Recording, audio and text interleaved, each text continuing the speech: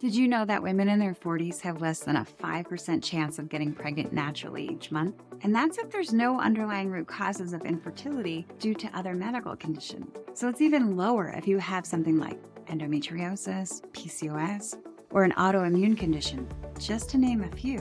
What nobody tells you is that the right diet, specific lifestyle changes, and a blend of Eastern and Western medicine can drastically improve your chances of conceiving.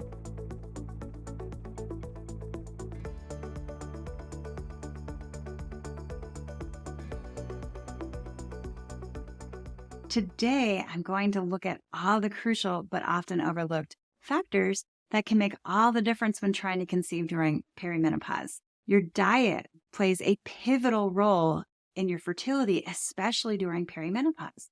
It's not just about eating healthy, it's about choosing nutrient-rich foods and nutrient-dense foods that support your unique hormonal needs. For example, foods like bone broth, dark leafy greens like kale, spinach, collards, nuts, seeds, olive oil, oily fish, wild-caught salmon. All these are excellent for promoting blood circulation and for nourishing your yin energy, Y-I-N. Healthy fats and proteins are crucial for hormonal balance and hormone production, which can become irregular as we age. In addition to this, including anti-inflammatory foods like berries, think strawberries, blueberries, turmeric, green tea. Adding this to your diet can help reduce stress on your reproductive system. Chronic inflammation is a silent disruptor of fertility. Not so silent on my channel. I talk about inflammation all the time. And these foods can help keep it in check.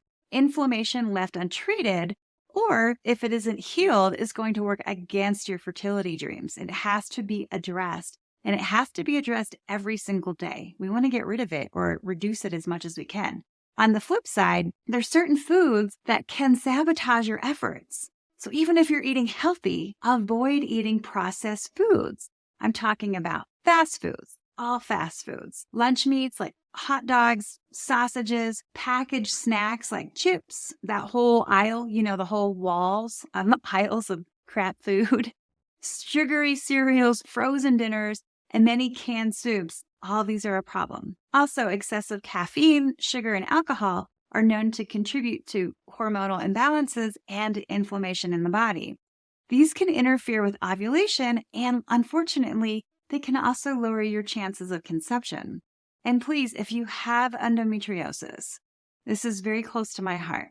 These types of processed foods really need to be completely eliminated. There's really no flexibility there. Otherwise, you will continue to experience endobelly or symptoms like bloating, gas, extreme pain, blood stagnation or blood stasis, and so many other awful symptoms that I'm sure you're aware of. But please, please, please try to work that in.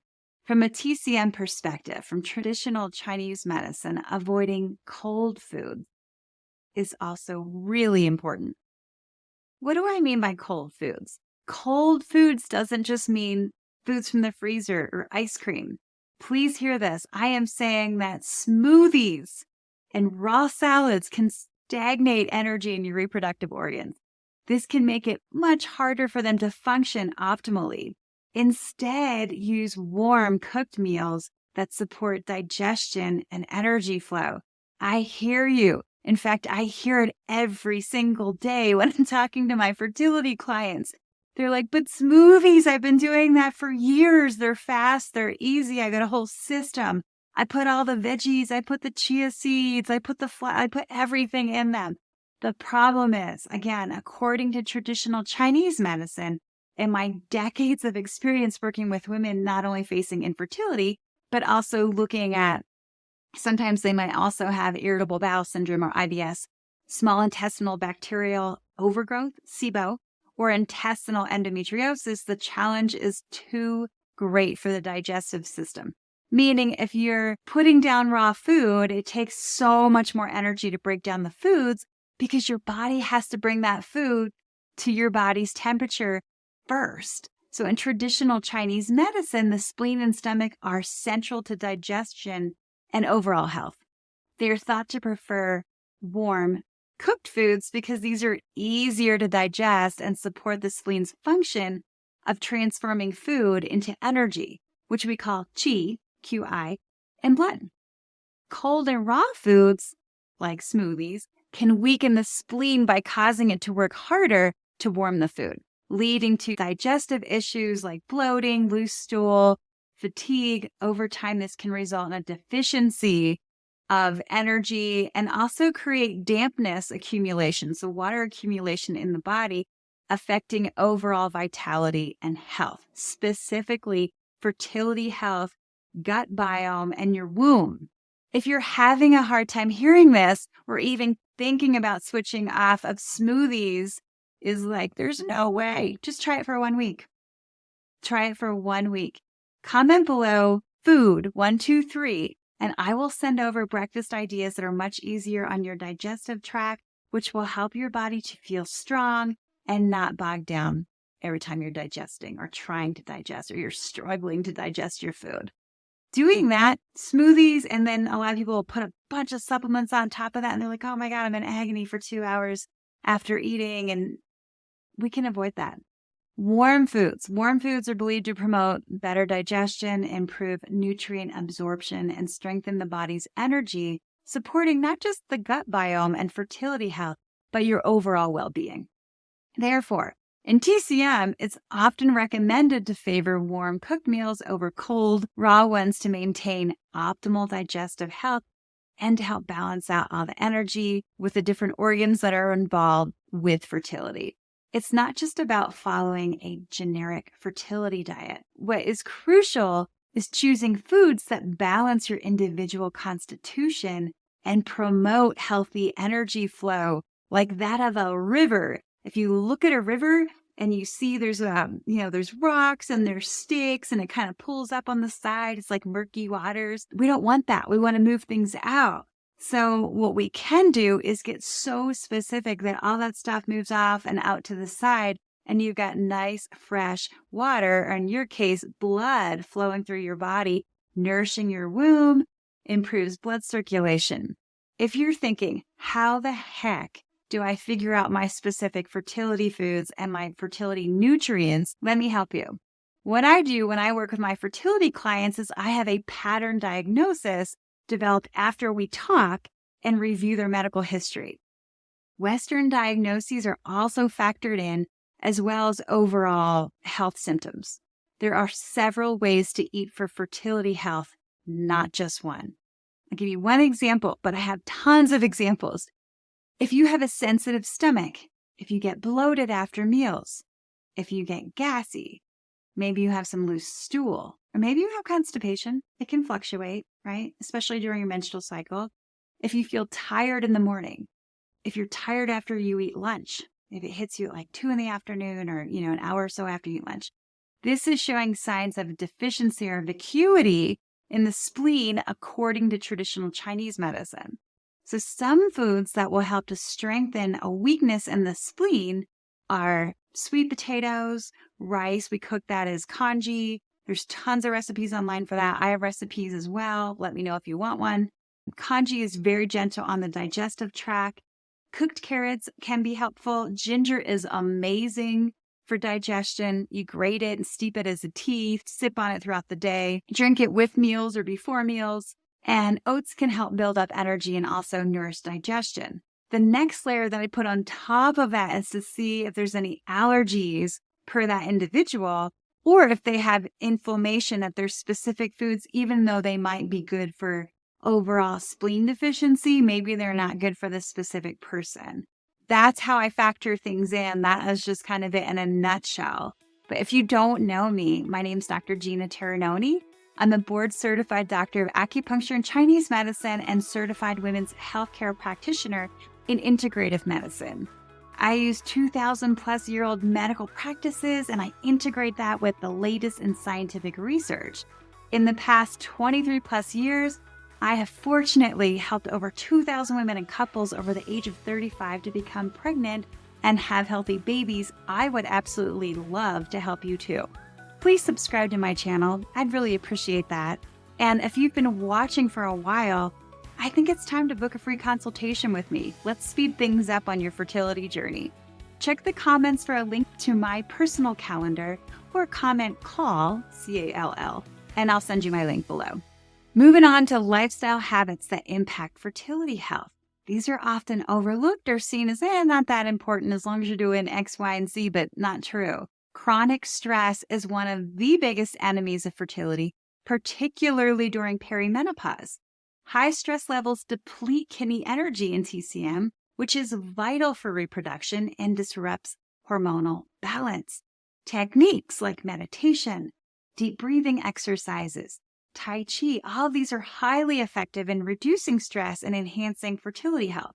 According to a study published in the American Journal of Obstetrics and Gynecology, women who practiced stress reduction techniques had significantly higher pregnancy rates than those who didn't.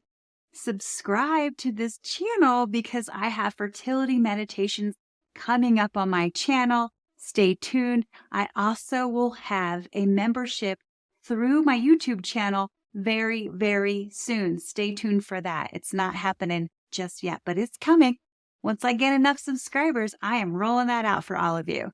Getting quality sleep is another cornerstone of fertility health. Sleep is when your body regenerates and rejuvenates and balances the yin energy, which is crucial for egg quality health and hormone regulation. TCM recommends aligning your sleep with the natural circadian rhythms. So think about that is going to bed early when sun is setting, your body's going, and then also rising with the sun, coming out, not sleeping in late. That is going to mess up your hormones like nobody's business. This not only improves overall health, but it also ensures that your reproductive system is well rested and ready for conception. According to TCM, the liver's peak function occurs between 1 a.m. and 3 a.m. The liver is responsible for storing and purifying blood, which is essential for a healthy menstrual cycle and egg quality. To support your liver and your fertility health, it's crucial to be in bed no later than 9, asleep by 10 o'clock. This allows your body to transition into a state of deep, restorative sleep by the time the liver begins its work. If you go to sleep from 9 to 5 versus going to sleep, say, midnight to 8 a.m., they're both 8-hour windows. But there's a considerable difference in how your body will rejuvenate. For example, I have a lot of nurses as fertility clients that work the overnight shift, and they show similar challenges with imbalances of liver. Often I'll see irregular cycles, erratic hormone fluctuations. Their labs will show that as well. Painful periods, endometriosis, so many other issues. Constipation tends to be huge because if the liver gets too dry, there's not enough energy to push out. There's so many things that can happen if your liver's out of balance. I help these nurses to regulate their liver and their menstrual cycles by recommending specific blood tonics and herbal medicine. Exercise is essential, but during perimenopause, it's really important to avoid overtaxing your body's yang energy. Gentle exercise, gentle activities like yoga, qigong, walking, swimming, hiking, light hiking. These are perfect for promoting blood flow without draining your energy reserves.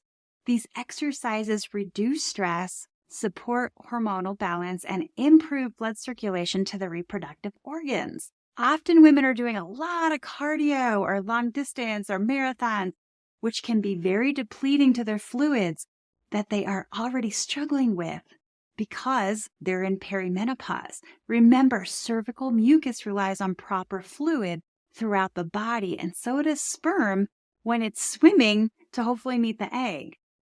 Now the fun part. In TCM, sexual energy known as Jing, Jing, is closely tied to reproductive vitality. Preserving and cultivating Jing through practices like mindful intimacy, avoiding excessive sexual activity, drinking can kill sexual energy as well. Avoid those things. This approach focuses on maintaining the quality of your sexual energy, which is essential for conception, especially during perimenopause. That's why having sex every other day during your fertile window is important when trying to conceive. The good news is that if you are ovulating, there are certain triggers that start happening in your body to help you to want to procreate. Pheromones are chemical signals that are secreted by an individual that can influence the behavior of others of the same species. In humans, pheromones are thought to play a role in social and sexual communication, although the extent of their influence is still needed to be researched. Pheromone release during ovulation. So during the fertile window, particularly around ovulation, it's believed that women may release certain pheromones that can subtly signal their fertility to potential mates. These pheromones are thought to be detected subconsciously by others, potentially making the woman appear more attractive and increasing the sexual interest of her partner. The increase in sex drive around the time of ovulation is largely driven by hormonal changes. The surge in estrogen leading up to ovulation is associated with heightened libido. This is thought to be an evolutionary adaptation that encourages sexual activity during the time when conception is most likely. So pay attention to that because it's kind of fun. Most people can sense like, oh, I see what's happening now. And then some studies suggest that there's also a slight increase in testosterone around ovulation, which can further enhance sexual desire.